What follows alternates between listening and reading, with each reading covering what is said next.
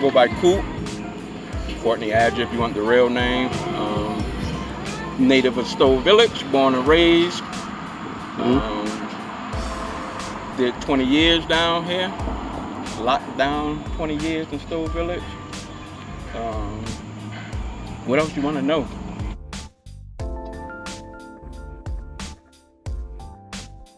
My address is 128 Hampton Street, apartment 104. 20 years of my life. My first 20. Born there, raised there for 20 years.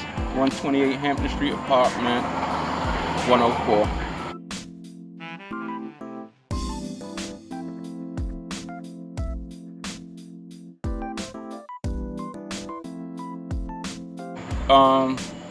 Elementary school, barber school. Barber school on Tower Avenue, not Freddie Wish on Barber Street. People get it confused. Barber school on Tower Avenue.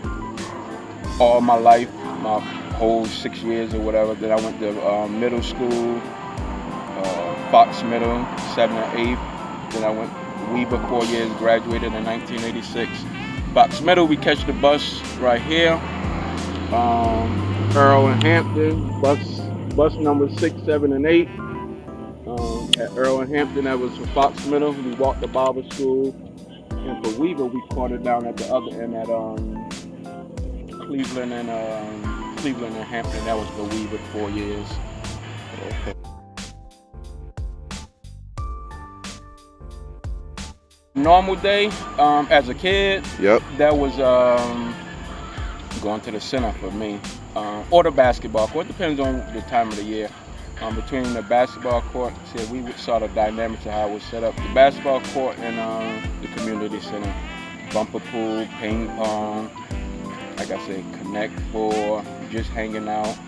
And we also was affiliated with the YMCA downtown, which they send a van up to the center, pick us up probably a couple days a week, take us down for swimming or fitness or whatever you want to do downtown as well at the main branch. But a day in Stowe Village for me was definitely the center.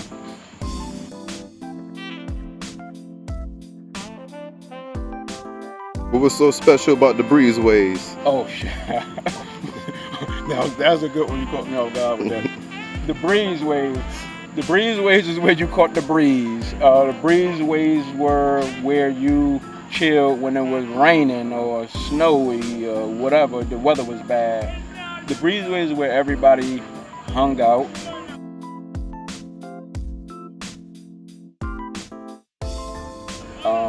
Actually, when I was a kid, I don't know how old I was young. We used to play kickball on the breezeway. I guess it was that small, and we thought the breezeway was that big. We used to have one of the banisters that's home. Then the door to go into the building was first base. The other banister at the other end was second base. The apartment building on the breezeway was third base. The door was third base. Then you come back home to the banister.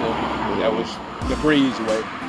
The breezeways, we pitched pennies on the breezeways. It was just a hanging spot. Those breezeways was they're like the porch, like sitting on the porch.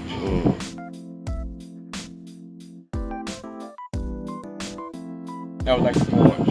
I got pictures. I think you go to my page, you'll see the pictures of me chilling on the breezeway. Yeah.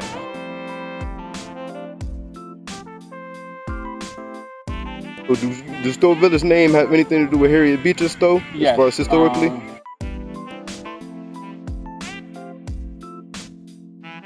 Yes. People don't know that. I mentioned that on my Facebook page not too long ago. Harriet Beecher Stowe, right next door to Mark Twain house. She lived over there. Harriet Beecher Stowe was trying to help with women's suffrage, which is, women rights and all that stuff, and also kind of the slavery stuff or whatever. So we got a good one in naming Stowe Village after Harriet Beecher Stowe or whatever. So that's where the Stowe Village name comes from. People don't even know that.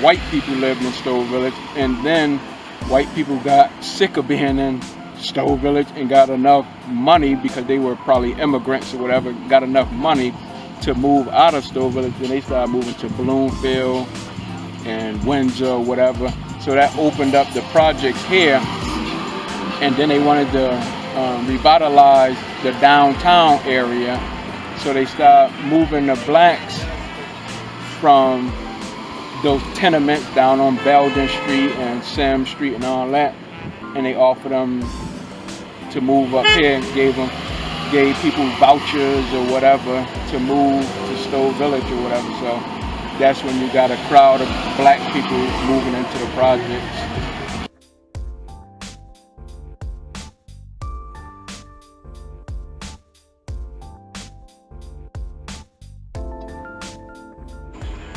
Fun Club.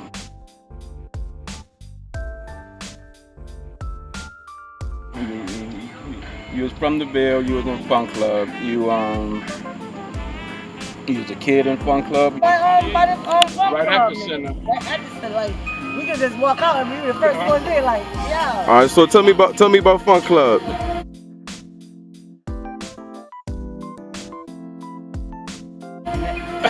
Off the chain. You was a counselor in Fun Club. You helped out. You know, you worked at the center during the school year.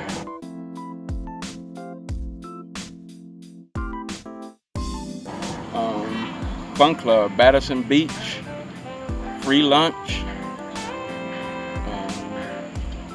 table games. You learn how to play checkers.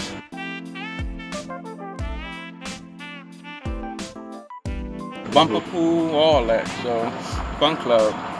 Can't talk about Stowe Village unless you're talking about Fun Club.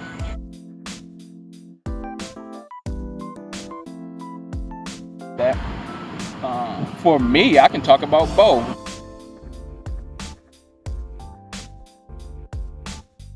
Bo was he was never a kid in the Fun Club, because he came to the center about 13 years old. He wanted a job. He wanted a job real bad, but you had to be 14 to work.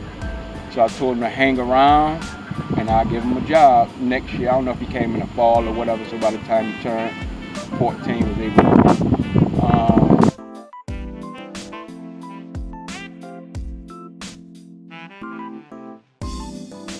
So he probably did some months of volunteering, and we always talk about this situation.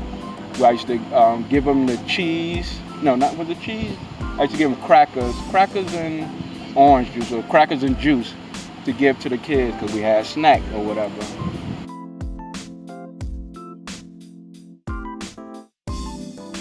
That was his volunteer services. Get these kids these snacks, and by next summer, I guarantee you'll have a summer job.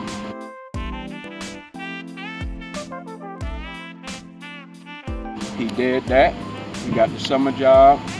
Then he probably did summer job for about 2 years till he turned 16. Then we hired him part-time. Then he played football for Weaver, so we had to negotiate his schedule with football practice and all that, games and all that stuff. He went off to college, got him a football scholarship.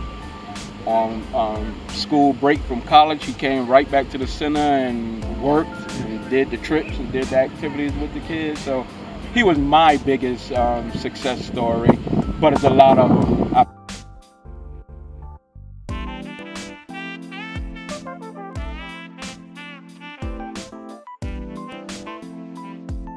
Buddy Breakfast.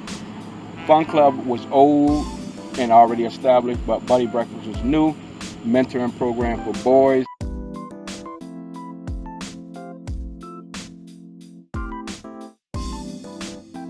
We ended up doing one for girls as well. Every Saturday morning we had breakfast.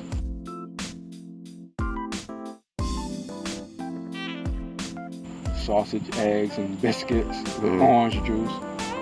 Everybody loved my eggs because they were nice and cheesy. I made them. So I was a mentor to those kids. We had outside guys that came in, police officers, firemen, other clergymen. So Buddy Breakfast was another big program that we had. So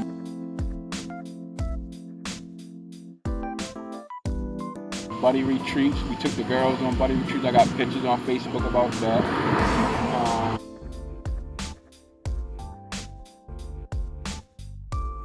Now, for you to have been running the fun club and working at the center during these generational changes, Yeah. when it got to the 90s and the gang prevalence started getting a little higher, how difficult was it to redirect some of the young youth you seen coming in but was going home to a different circumstance?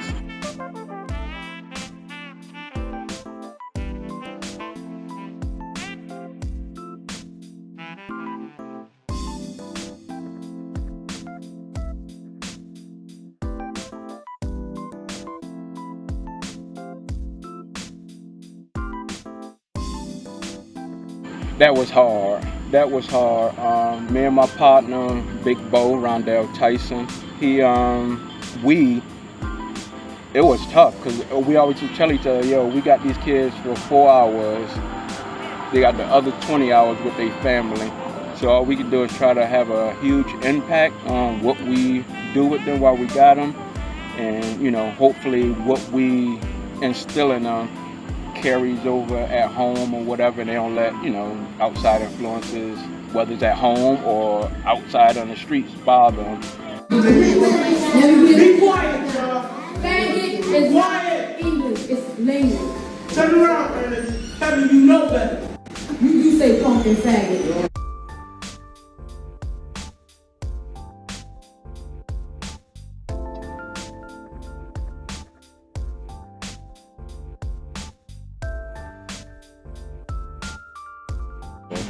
So let me ask you this.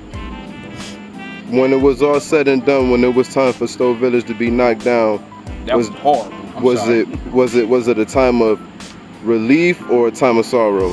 Time of sorrow. That was painful. That's painful to me to this day. That's why we probably sitting right here right now, because I can't get over that.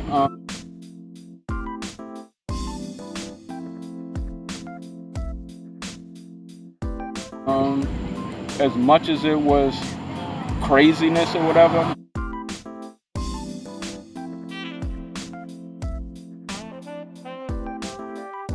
it was home. That's all we knew. Like I say, you know, had the community center where the kids played, had the co-op store where we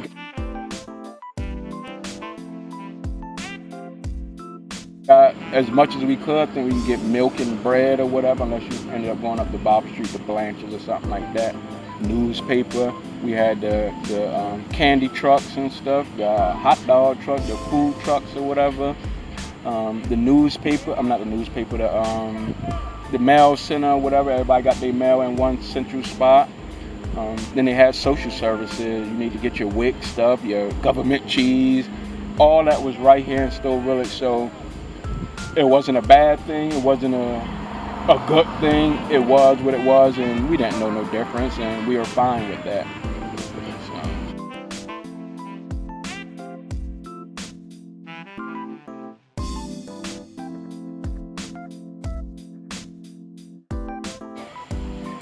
Thank you. You know, people have no idea of how good it was. We were, you want to call it, blind to what was going on around us. Even where I lived at, I don't know if you'll get a picture of it later on or whatever. Where I lived at, that was one of the most drug-infested areas. You look out your window like I don't know who looked out their window. Nas looked out his window or whatever, project window. I saw junkies out there. Look out my window, wasn't, you know, birds and squirrels or whatever. It was junkies, nodding, throwing up, running customers. But it didn't change who I was. I mean, got up, went to school, came back home, went to the center, closed up the center, came back home, or hung out in my area or whatever, right amongst them junkies, and it was what it was. It wasn't no nothing to be worried about. So, but as far as growing up here and everything that I went through, like I said, let me give a big shout out to Mr. Charles Hill. That's Big Bunk. He's the one that hired me at the age of 14. I don't know if people saw the picture on Facebook, me on the cleanup crew. That was my first job. I think I was 13. I wasn't even old enough to work at that time.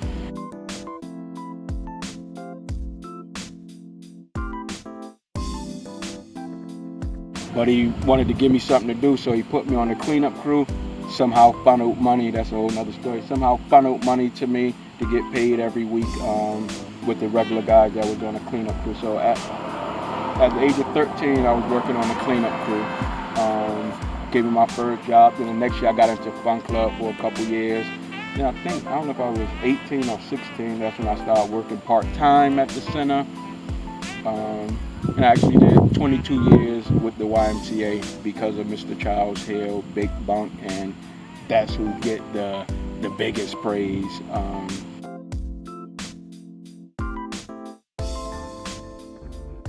Second group of people was the Pastor Lane era. He was a director after Charles Hill left.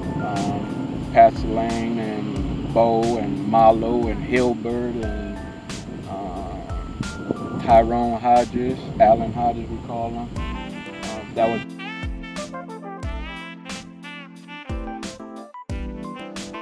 Pastor Lane was the second director. He took me to another level as well, with home ownership stuff, saving money, defending the black cause kind of, and fighting for your peoples or whatever. That was Pastor Lane was on that. I didn't know at the time what I was doing, but you know, education with the kids, and we had study halls with the kids. Like, these kids want to play, they don't want to sit down and read no books or whatever. But I understand it now, and we needed that or whatever. So big shout out to Pastor Lane, like I said, Big Bo, and everybody. Co-op store, Jimmy Bester's truck. I mean, I can go on and on. Like I say, born and raised there. I got so many stories to tell, but I love my Stowe Village people, and they know that, and you know, it's all love.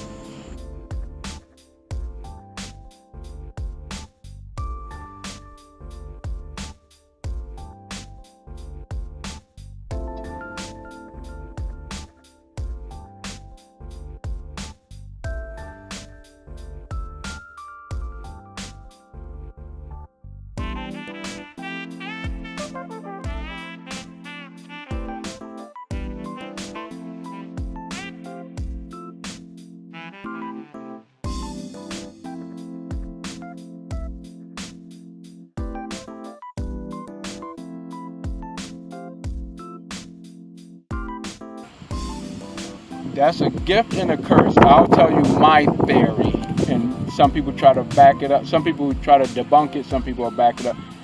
Crookville came from Crooklyn, the movie by Spike Lee.